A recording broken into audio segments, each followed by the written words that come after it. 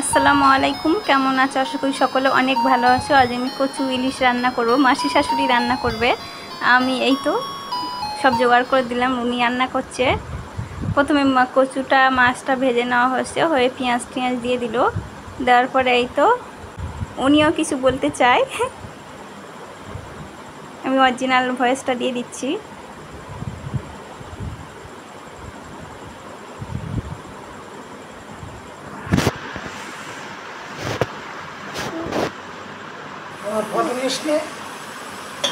रान्ना करते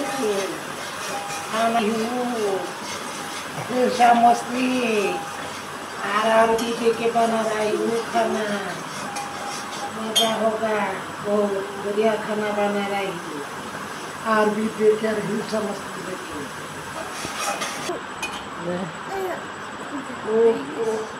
অনেক ভালো রান্না করতে পারে। এই তো রান্না আমাদের হয়ে এসছে। যদি ভালো লাগে অবশ্যই লাইক সাবস্ক্রাইব করে পাশে থাকবে। আসসালামু আলাইকুম, আল্লাহ হাফেজ।